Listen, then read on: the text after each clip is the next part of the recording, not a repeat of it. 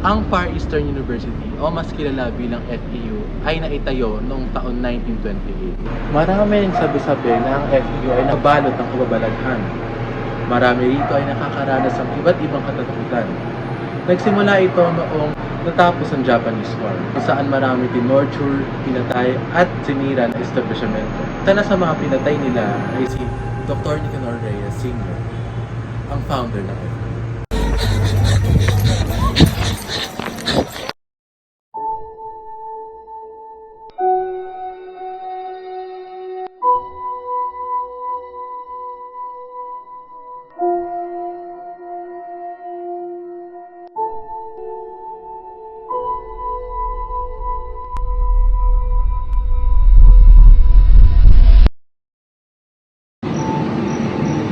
Ano nga ba ang misteryong bumabalot dito sa FEU?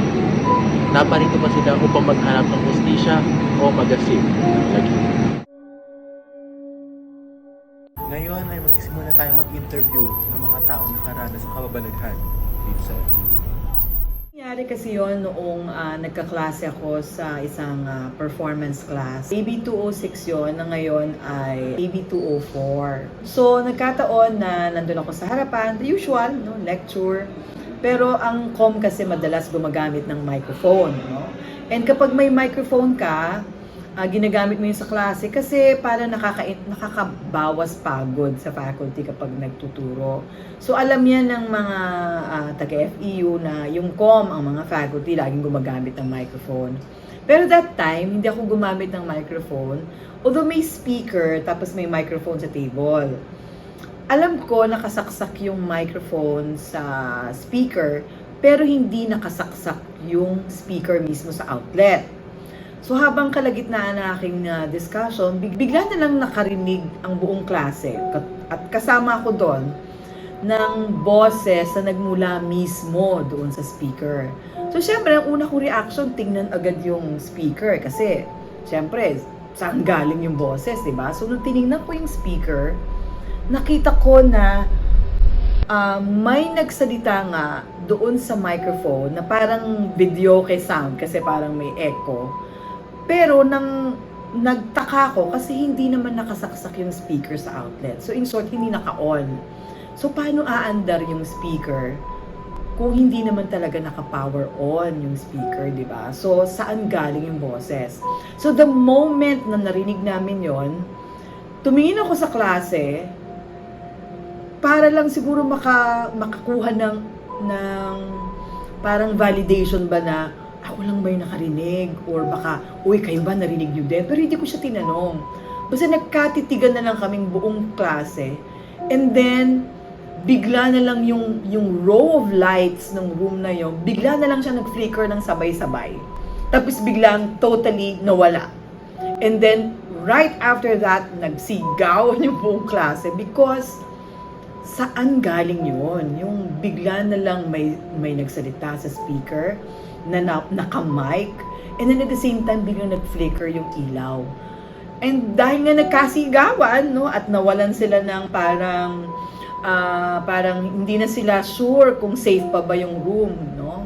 So, we had to momentarily suspend the class kasi nga, unexplainable, saan galing yun?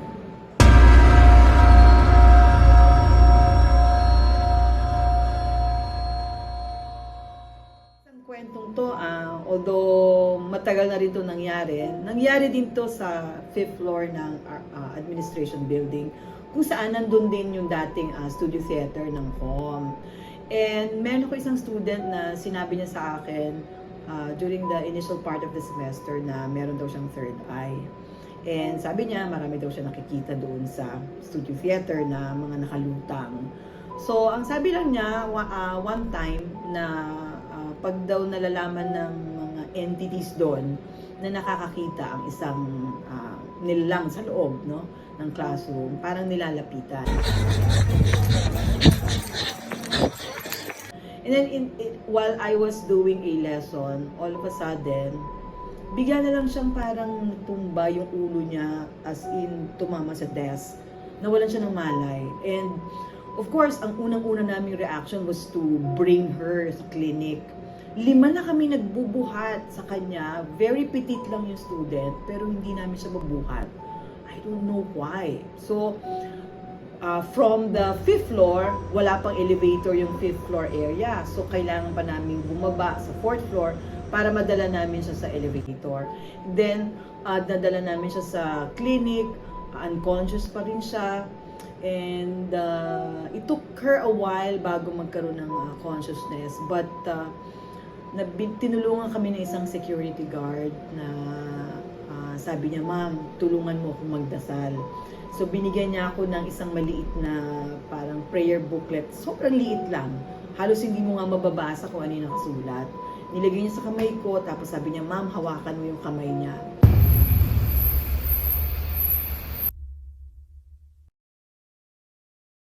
So, talagang totally walang malay yung student. Pero yung grip niya, grabe.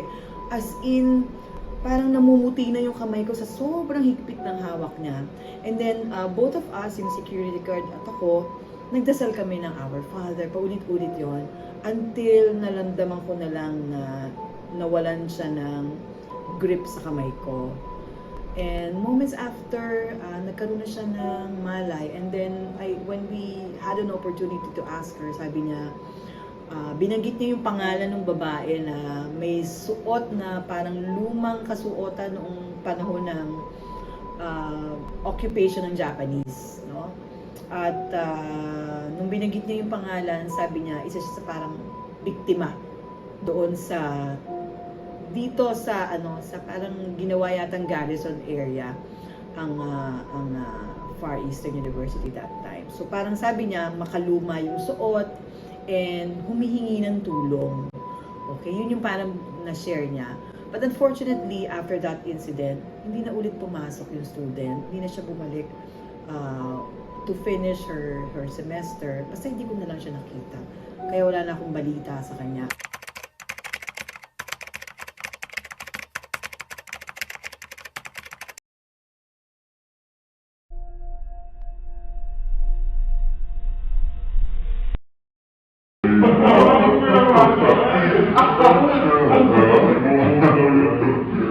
Tara, picture mo na. Ayun ako yung picture. Lagyan mo po. Ano? Tayo lang nandito. Ano? Ba't ganun yung picture? Ano mo kasi ng pag-uwi? Elite ba? Oo. Tara na nga. Sa 609 na yung pass natin. Ako nila na. Lumayo kayo para na ha? Okay.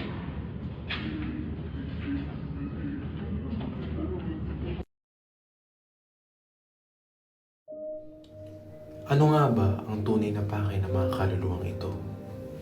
Sila ba ay may mabuting hangarin o may mas malalim at madilim na layunin?